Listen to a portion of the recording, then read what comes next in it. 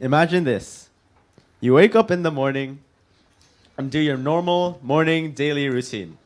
Eat breakfast, take a shower, and prepare yourself for a long day at work or at school.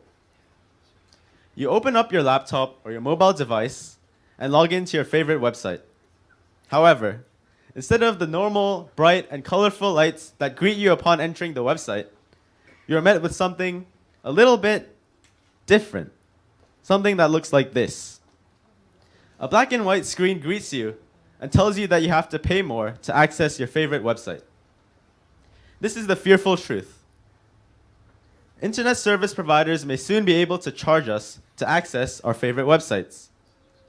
Do you want this hypothetical scenario to become a reality in the near future? If not, then I suggest you pay attention to the issue of the loss of net neutrality.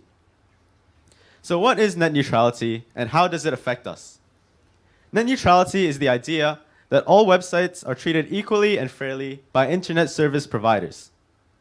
So if net neutrality is abolished, internet service providers like PCCW and Netvigator in Hong Kong may be able to throttle website speed, which makes one website faster than another, or they could even make us pay to access certain websites. To give you a clearer idea of what this abstract concept really is, I'll give you an example of what our favorite burger company, Burger King, did. Burger King implemented 3 tiers to their signature burger, the Whopper. A hyper-fast tier, and a slow tier. Each tier costed customers a different price, but offered ultimately the exact same product. Customers had to wait until the time they paid for had elapsed before staff could give them their burger. So customers had to stand there helplessly and watch their fresh, hot burger turn cold and soggy in front of their very eyes. The case is the same as net neutrality. Just replace your favorite burger with your favorite website. So where did this clearly irrational idea to repeal net neutrality come from? It all started when Donald Trump became president of the United States and appointed a new chairman, Ajit Pai, as the chairman of the FCC, which is the Federal Communications Commission that governs the communication in the United States and regulates the internet. With the new chairman brought new ideals to the FCC. Ajit Pai believed that all policies that the FCC had should be matched with the modern marketplace. This meant that there must be profits for the firms at all costs. Accordingly, in December 2017, the FCC voted to repeal net neutrality with a vote of 3-2 for abolishing it. On the screen now are a few reactions to this clearly controversial voting. And the man in the picture is Ajit Pai. Here, the Twitter user mentions books because once net neutrality is gone, all the conventional sources of entertainment we have become accustomed to would be gone along with the abolishment of net neutrality. Here we can see the Facebook live stream with the outcome of the voting by the FCC, and we can clearly see that customers were clearly displeased and upset with the voting. I know what you may be thinking. What has this distant issue in the United States got to do with me, a Hong Kong citizen? Well, let me tell you, that's why I'm here. Net neutrality will affect us because US has the strongest economy in the world. That means that many countries look up to the US in terms of its policies and use the US's policies as base templates to form their own.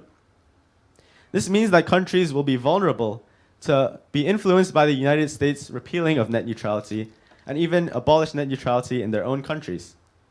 Have you ever wondered where the worldwide spread of black market sales came from? That's right, the United States. To add to this, companies that have to pay internet service providers to unblock or unthrottle their websites would reflect this increased cost onto their prices. For example, the video streaming company Netflix would have to pay Comcast to unblock or unthrottle its websites if net neutrality is abolished. The cost that Netflix has to pay to Comcast would be reflected onto Netflix's monthly subscription price, which means we have to pay more to get Netflix. Now that you know the negative aspects of net neutrality, you may be thinking, What can I do to stop it? The number one thing to note with issues like this is we have to use publicity.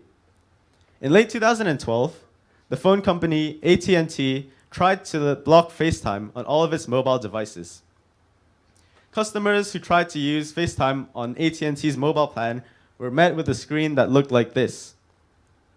Of course, there was large public controversy with this decision, and people eventually started boycotting and refusing to use AT&T's mobile plan entirely. In the end, AT&T repealed their decision and allowed FaceTime back, which meant it was a successful protest by the customers of AT&T. We can use the same principle with net neutrality. There are many petitions that are going around and campaigns, such as the Burger King one, to try and protect net neutrality. There's even things like this, which is battleforthenet.com, where you fill in your contact information and some short answers, which would then be forwarded to local governments in charge to try and protect net neutrality. Many of you came into this room not knowing what net neutrality was, and you're not alone.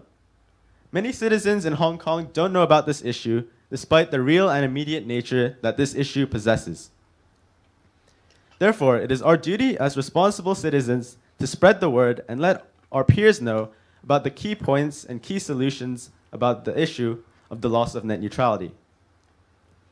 It is clear that these solutions do work because the state of Washington in the United States has already implemented its own laws protecting net neutrality. This is opposing the FCC's voting, and it would not be surprising if many states do follow suit with Washington's examples if we raise enough awareness and get enough people to know about this issue and join the fight to protect it. Can you imagine your life where you have to pay for Snapchat, Facebook, Instagram, or a news website? If not, then I suggest you join the fight against net neutrality, because I, for one, cannot imagine my life like this. Thank you.